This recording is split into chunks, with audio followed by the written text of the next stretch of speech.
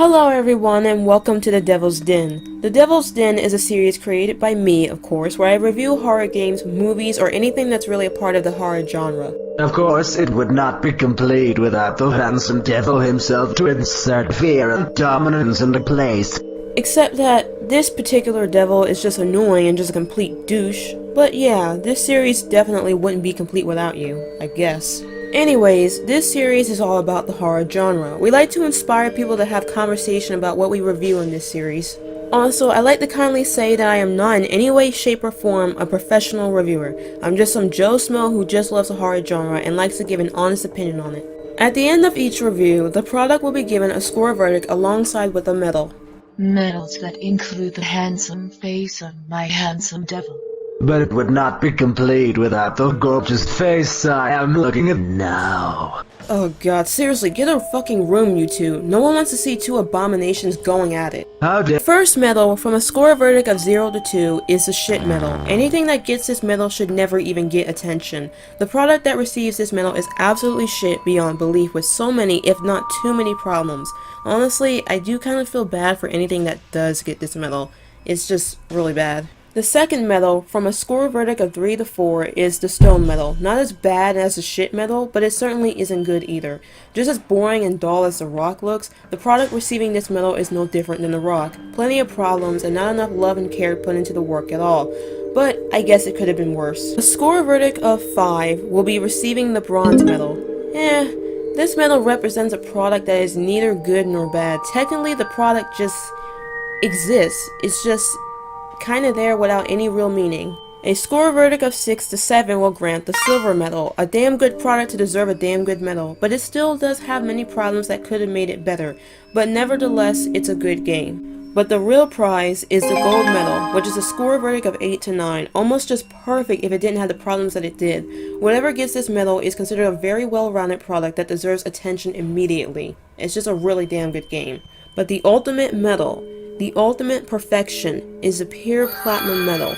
A perfect score of 10 will gladly grant this medal to a perfect product. Now listen, I go through these reviews with honesty and I don't hold nothing back, and I really do hope that you guys do the same with your comments. I'm just a really honest person. If there are problems, I'm just gonna say how I feel about them, and I'm gonna let you know that there are problems. If there aren't any problems, I'm just gonna say what was good about the product and what was bad about it. We take requests and suggestions as well.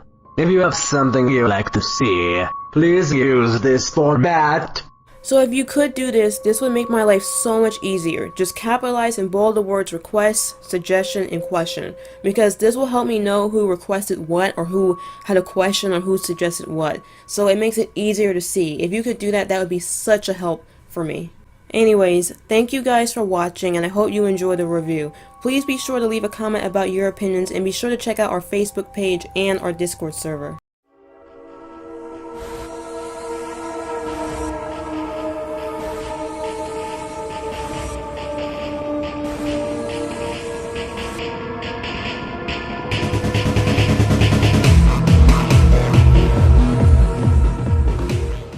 BloodRayne is a well-known classic game that many people already know about. It's kind of hard to find people who don't really know about BloodRayne, but for people who don't know about BloodRayne, let me get some history real quick.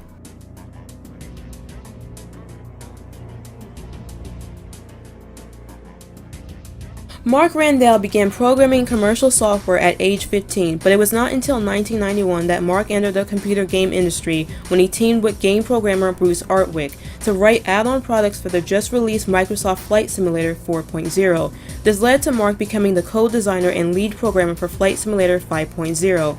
and designing the next generation flight technology standard. This technology is still in use today by Microsoft in various flight simulator releases. After leaving the Bruce Artwick organization in mid-1994, Mark and Brett founded Terminal Reality in October 1994, which required Mark to leave Chicago, where he had just finished up his BSE and MS in electrical engineering from University of Illinois. The goal of Terminal Reality was to exploit texture map 3D game engines with only $1,000, and worked out of Brett Combs' home. During that time, they were developing their first release, Terminal Velocity, and pulled together $120,000, received advances on the game, and were basically able to avoid giving up ownership and primary decision rights to venture capitalists. After the first year, the company generated $1.2 million and nearly doubled it the second year with $2.1 million. Terminal Reality's first game, Terminal Velocity, was a 3D air combat game. Brett Combs pitched to Garland-based publisher 3D Realms. 3D Realms was a new division started by the popular Oppo Software, known for its arcade-style action shooters and titles such as Wolfenstein 3D.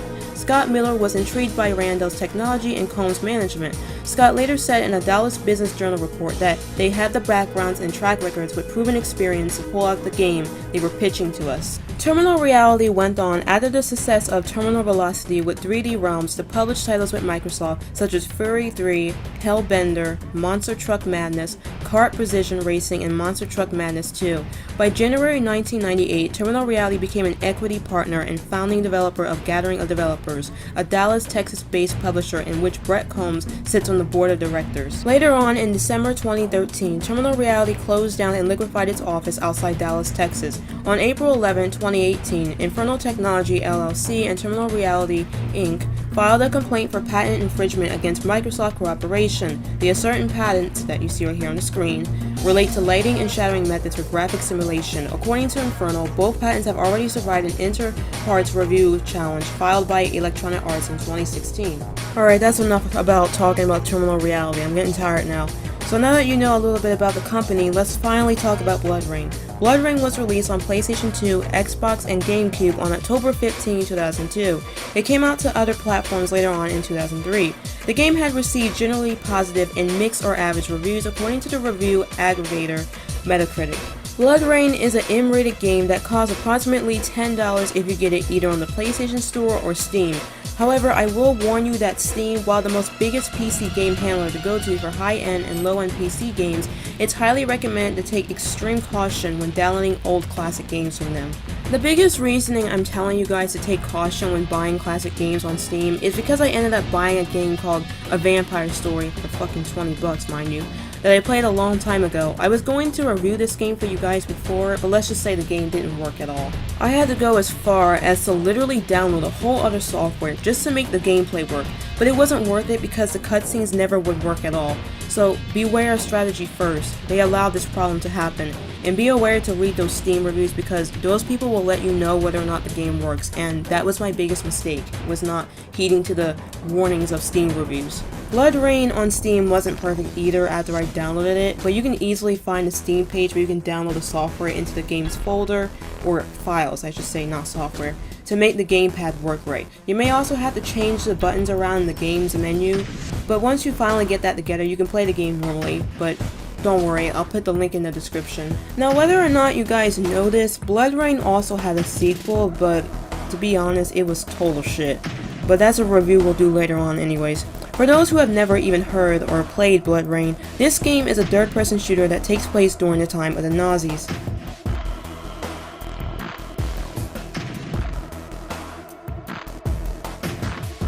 The control of the game is consistent of tank controls but with more flexibility. The controls are rather simple. Now depending on how you arrange your button controls, it will definitely be different for everyone here. The left analog stick is obviously used for moving and turning or strafing. The right analog stick is again either turning or strafing left and right. The L1 trigger button is the blade attack, and the R1 trigger button is for using the variety of guns. But like I said before, you're probably going to end up changing buttons around anyways, so once you play the game you'll definitely figure out all the controls later. As I stated before, this game is indeed a hack and slash third-person shooter. The style of the game, however, isn't as complex as Devil May Cry, which came out a year earlier in 2001, but it's still very enjoyable with its simplicity and the main character's abilities. Reviewing another classic game. You know, BloodRayne was an old goodie I have not played in years. It is nice to see a well-known icon still be talked about to this day.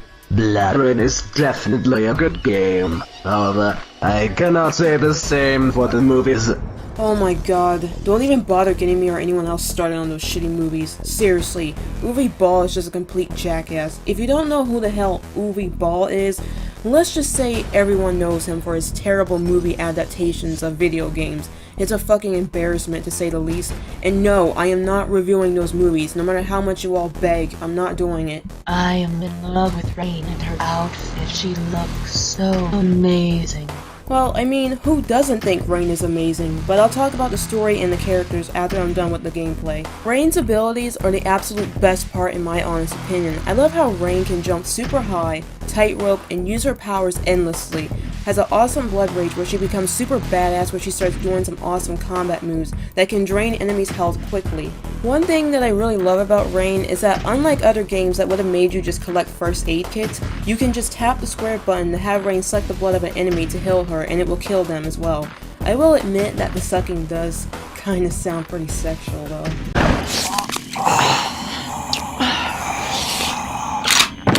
You also get a harpoon chain that if you press and hold the square button, you can use it to grab an enemy and pull them towards you so you can suck the life out of them. However, I admit that the chain isn't really all that useful. As you can see in the video, Rayne can become completely vulnerable and slow when doing this method. So I recommend just tapping the square button. It's much more faster and efficient in healing you and killing your enemies. The few powers that Rayne gets is 1, the aura power. This power allows the player to find the next location that they're supposed to travel to, which can be very useful in a big open location. Number 2 is the slow down time power. It's useful for when you need to slow down and grasp yourself. However, while this can be good when fighting enemies and etc., it can be a little daunting because Rayne herself also goes slow, which can kind of be a little bit painful to sit through because sometimes you're just trying to like speed up things a little bit and sometimes, you know, it doesn't really help, so you have to use it wisely. Lastly, and I would say the least favorable, number 3 is the aiming power. You do get this power much later on in the game, and honestly, I didn't really find myself using this power that often. I mean, you only need it for breaking down a bell and for the final boss, but to be fair, it's really not all that needed. The blood rage can be obtained by only having to do a few hits upon enemies, which is very satisfying because you don't have to do too much work for it, but when you do get the blood rage, it's highly recommended to only use it for when you need it, or at least I recommend you do so. I would usually only use it for stronger enemies. It's also worth noting that you're not invincible once in blood rage mode, so you're still going to take some damage, so make sure you definitely use it for stronger enemies because you'll definitely need it for them. But god damn it, do I gotta admit that it's too much fun feeling like a powerhouse. You know what's funny? I played so many combat games, but for some reason I've always felt more of like a powerhouse in BloodRayne than any other game I played so far. Now don't get me wrong, Devil May Cry and Bayonetta or any other game is definitely really challenging and you definitely feel like a freaking badass sometimes, but those games do take a lot of practice. But maybe I'm overreaching here, but I just really like how well balanced the game is with being kind of like a powerhouse, but at the same time having a great challenge towards it. To me, I feel like that's what's making the game so enjoyable to me. You know, it's not all complex, but it's really simple, but it's still enjoyable. Sometimes I often wonder what it would be like to have this kind of power though, to be honest. It is so much fun being a powerhouse. Me and Satan have so much fun destroying civilizations. It is a shame that you cannot experience this type of power, little girl. Well, she's only human, my love. If she had a power, she would not know what to do with it. Ugh, I hate humans. Yeah, well, at least I don't have to look as hideous as you two. Also, you guys are some racist fucks. What? You do not agree humans suck? Of course they suck. I mean, who would even disagree to that? You must really hate yourself then, child. Oh, you poor humans. How does it feel to hate yourselves so much? I don't know. How does it feel to look like the world's ugliest thing alive? Do not get cute with me, little girl. You do not want to be on thin ice with me. And quite frankly, my dear, I don't give a damn. Killing enemies in BloodRayne for some reason just feels so damn satisfying. There's like plenty of blood, you can cut off a bunch of limbs, or you can just feed on your enemies. There's just so much to do. And killing in this game just, I don't know, it just feels so damn satisfying for some reason. Another cool thing about this game is its variety of guns. The amount of guns you can get is so freaking cool. From pistols, submachine guns, specials, grenades, rocket launchers, you name it. The guns in this game are just so useful. The best part about the guns is that they can kill enemies in just 3 seconds. This can be really good, especially because you're just trying to keep moving at certain points, and you might not be in the mood to keep slashing with your blades. It's also really good for draining health on stronger enemies when you really need it. I find having a decent variety of guns makes the game so much more fun and enjoyable, plus the fact that Rayne will automatically lock on the closest enemy towards her. Being able to jump super high makes the gameplay feel much more freer, and at certain points in the game you'll have to do some careful platforming since being a half vampire causes Rain to be hurt by water. Dina, I got a question for you. What is it, little girl? I mean, you're a vampire to a sense, right? So why does water hurt vampires? Well, it is because that water is cleansing and pure, whereas vampires are not. So the water hurts because they are being cleansed. So even if it's dirty swamp water? I suppose. I guess if it is water, that is all that matters. So if I throw water on you, would you burn and melt? Of course not. I am a demon that drinks blood, but I am not a full-made vampire. But nice try, little girl. The combat itself, as stated before, is simple, but it does have a lot of fun to it. Sometimes simple can be better if it's done right, but let's just say the sequel doesn't understand that, but again, that's a review for much later. The combat only consists of slashing with blades, shooting a variety of guns, and sucking blood to heal yourself. As simple as it may be, it can be fun once you start playing the game, plus the fact that you get stronger and can do more different combat moves later on. The game becomes even more fun when you realize that the whole levels are really big and huge, which I find really charming. I love how the developers decided to give us a big open area and with lots of space in it. It's really cool, honestly. I feel like this aspect makes the game feel so much bigger than what it seems. Now, it's not to say that you won't be going on a linear pathway because you will have to find targets to kill, but I do appreciate the fact that they actually made the levels really huge and big, because most games tend to make their levels very linear and make you feel like in a small area. I like the fact that BloodRayne is actually the opposite. If you played games like God of War, Remember Me, Parasite Eve, etc, etc, etc, you'll notice most of the time you're kind of closed in with a bunch of buildings and stuff, but in BloodRayne on the other hand, actually makes the levels really big and creating the illusion of feeling more freer, that you have more space. And that's what makes the aura power really cool, because it's not like it's holding your hand trying to tell you go that direction, go this direction. No, it's like you just have to figure out where you need to go in order to get to that point. While the gameplay is definitely good on a lot of merits, it's simple but very satisfying and fun with its gore and blood-sucking badass abilities. However, it's definitely not without some problems. Even though the controls are good and are pretty functional, sometimes moving around in certain points does kind of feel stiff. Now, of course, most people can tell me and make the argument that the gameplay is a tank control style game, so what can you really expect? I personally just think that it would be more nice if Rain's movement was just smoother and more fluent, especially since she's an agile character. I also think she should be just a tad bit lighter in my opinion, because while you're able to dodge left and right, it can be kind of slow sometimes, and I think she should be able to do a lot more moves that are more smoother, and you know, she should be more lighter and be able to move much more faster in my honest opinion. Dodging, using the chain, and other movements, combat or not, should have more feelings of flexibility and being much faster. Now don't get me wrong, the control is definitely fine, it's just certain aspects can feel really stiff just a little bit, you know what I mean? And the reason I'm talking about the control right now is because it also ties in with the level design. Personally, I love the level design, however there are certain parts that really don't make any sense to me. Sometimes you will literally just be forced to go through water, which of course can drain your health and kill you if your health is too low. To me, that's ridiculous because let's just say, for example, you started battling some enemies and you already lost so much health already. Not to mention, they don't even bother to give you any objects to jump on, so that way you don't have to take any damage if you're already low. And sometimes, they expect you to immediately find a crack in the wall to break through in water, and it's ridiculous because sometimes you're just searching for that one area to go through because you're stuck in the water, you're trying to be fast, and you don't even realize there's a crack in the wall, but oh, too late, you died already. It's too late for any of that. The next thing that bothers me is the enemies, the stronger ones. For example, as you get farther into the game, you meet an enemy called the Guardians, or whatever the fuck. These enemies are brutal and can kill you easily. It's obvious you'll need to use the blood rage to kill these things, but later on you're supposed to kill 3 of them. Now you don't want to be in front of them because they do a lot of damage, so you're constantly trying to get behind them, but it can be ridiculous trying to get behind them, trying to fight them, so you're having to keep slashing weaker enemies just to get the blood rage again and again just to kill the Guardians, and it becomes a little bit tedious. But my absolute least favorite part about this whole entire game is the robot section and the final boss. Oh my god, I absolutely hate and despise the robot level. It is just brutal. Listen, I understand that this place takes, in the time period of 1940s, so it's only naturally realistic that the robots would be awkwardly stiff, and I mean beyond stiff.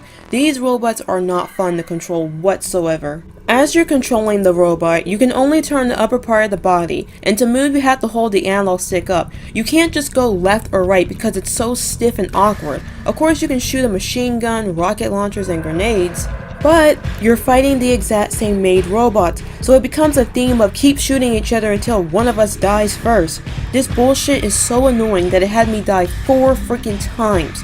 4 times! And the only way to beat all the robots is that you literally have to be up on them and use the machine gun. So yeah, no skills being used whatsoever, just go straight up on that machine until it explodes.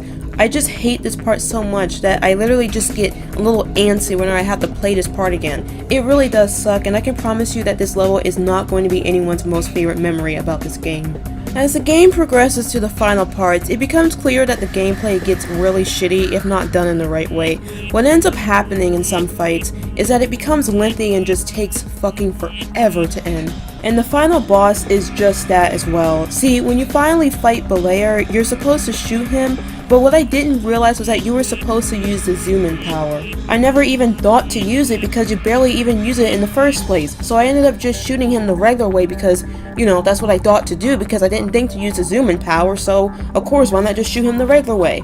And it just took forever, not to mention I just kept dying, which sucked, but then finally you kill the bastard, but now you have Wolf to worry about.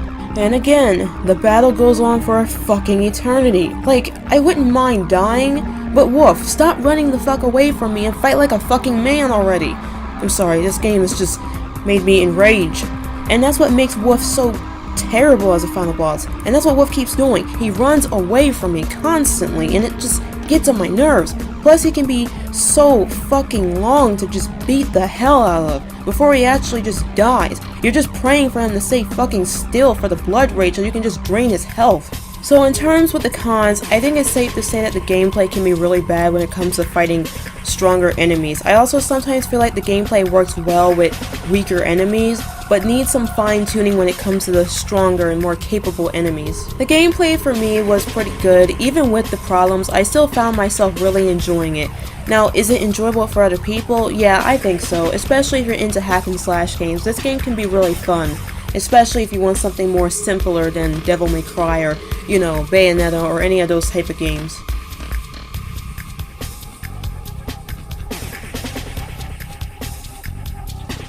Alright, so we talked about and dissected the gameplay, so what about the story? I will say that the storyline isn't something that's overly complex or very compelling. It's an interesting story, but it's not really complex. So of course the game begins in 1933, where 2 mysterious men in the opening cutscene were watching Rayne kill people in the name of finding her father. One reveals that they are here to recruit her, while the other member does not want a vampire with the Brimstone Society, regardless of the fact that she is only half vampire and has fewer weaknesses. As the society is trying to rid the world of vampires and presumably people with vampire blood in them, eventually they both agree to recruit her and leave a necklace with their symbol on it. To sum it up best, the whole story takes place in the 1930s and 1940s, during the time of the German Nazis. Rayne's end goal is to destroy and kill Nazis' targets and stop the original devil Belair from coming to life and destroying the world. The style and genre of the story is very dark and disturbing. The Nazis are basically experimenting with these fucked up demon creatures that would be expected to be released onto the world for total damnation and domination. I'll let the butchers explain these fascinating worm demons for you. Those creatures down below. The natives call them Daemites. No, please! No! First, they squeeze their soft bodies into the mouth. They secrete digestive enzymes from their skin to eat the brain. The tail is inserted rather forcefully into the spinal column, tapping directly into the host's nervous system. They control the host body like a puppet, seeking extremes of pleasure and pain. Mostly the easier sensation wins out. Pain. They also reproduce asexually in the chest cavity. Quite remarkable, really. If you say so. What are you gonna do with them? Let me see. I could keep them here and feed them with my man, or I could unleash them on your country. Tough choice. As the game progresses, you meet a series of characters that I'll talk about really quickly. Rayne here, our main protagonist, is a calm, badass, half-human, half-vampire that doesn't fuck around. What I absolutely love about Rayne is how calmly seductive and entertaining she is with her dialogue, while all at the same time with a "you cross my path and I'm gonna fuck you up" attitude. It's honestly amazing. Mince is a character who only appears a few times in the whole fucking game. Jesus. When you first start up the game, in the very first mission from Brimstone Society, Mince is basically Rayne's friend and mentor, but later is killed. Mince seems to have this calm attitude about her, but I will admit that she doesn't have a whole lot of character because of how little she appears in the game. Jurgen Wolf, who is also the final boss by the way, is the leader of the Gegan Geese, or Gagan Geese, however the fuck you say that. The Gelgon Geese group, counter ghost group, abbreviated as GGG, is basically a group that aims to bring Hitler into power through the use of occult artifacts, including obtaining and reassembling the remains of Belair. After the first boss in the swamp with the Spider Queen or whatever the fuck it is, Rayne gets an artifact stuck inside her, until of course the sadistic Jurgen Wolf decides to pull it out and leave Rayne for dead, which is why Rayne wants revenge on him for almost killing her. I mean, Wolf comes across as a guy who's very sadistic and can give two shits less about what the fuck he's doing. However, he doesn't appear too often in the game either, which kinda sucks. Belair, who is just the original devil, doesn't really have any personality other than being this crazy evil motherfucker who just wants to destroy the world. Basically, the history with him is that he was torn apart by someone named Mist Hepsto, and he basically spreaded his body parts around the world. And these relics, which were captured by Rayne and Jurgen Wolf, basically gain some power due to his body parts, and they get supernatural powers from it, basically. I mean, that's really the important characters that we have. Now, I know you're probably asking, what about the music and sound effects? Well, the music for BloodRayne is actually pretty good. I mean, it's nothing to rave about, but BloodRayne's music has a really cool badass edge to it that makes it seem eerie, dark, and very cryptic.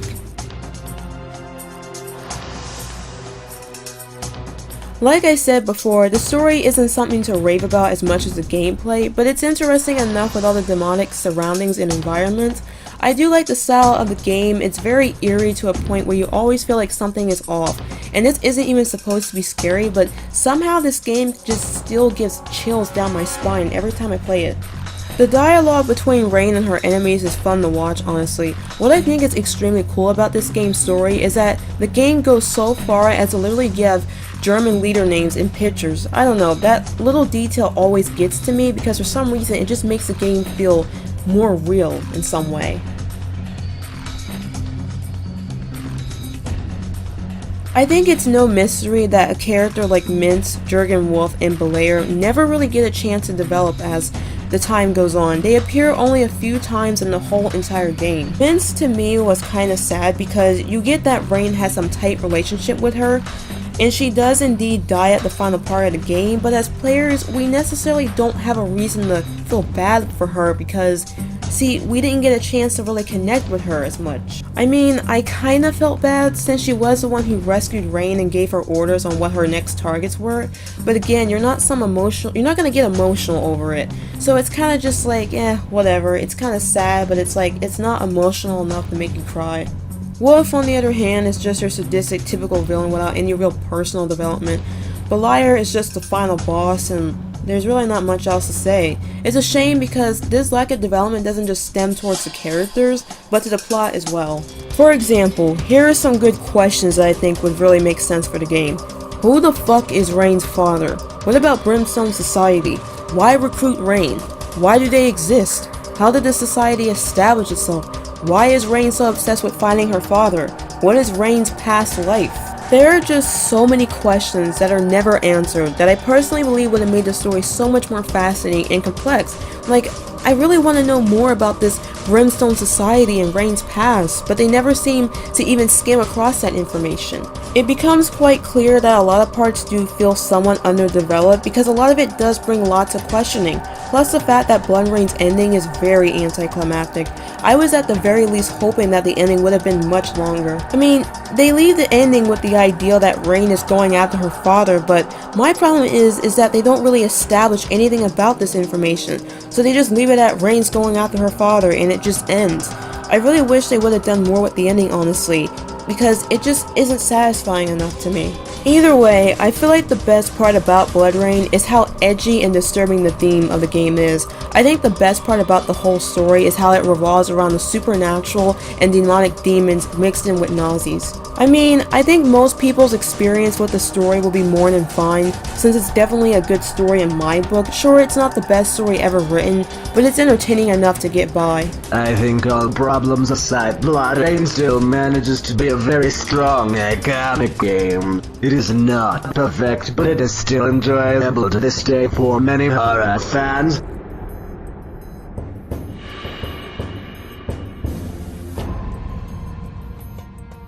It's true that a lot of horror genre lovers would definitely love a game like this, especially if they haven't played it yet. I say getting the chance to play this game is worth the time and money. The game itself is very well rounded, but I do think that the most development needs to go to the combat, the story, and the overall control.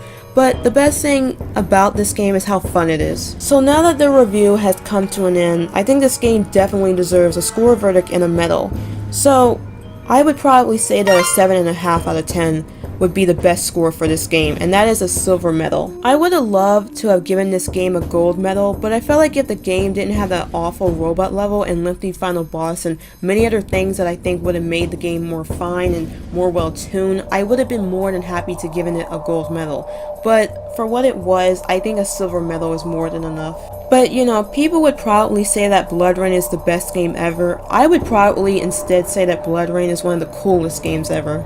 But I think this concludes our review for BloodRayne. I hope you guys really enjoyed this video, and be sure to leave your thoughts down below in the comment section. Do you think BloodRayne deserves a gold medal? Do you think it's shit and deserves a horrible medal? Or do you think it's just not your forte and you just have no opinion on it? But leave a comment down below. The next review that will be coming soon is I Have No Mouth and I Must Scream, so be sure to be on the lookout for that next episode. So thank you guys for watching. I'll see you guys later.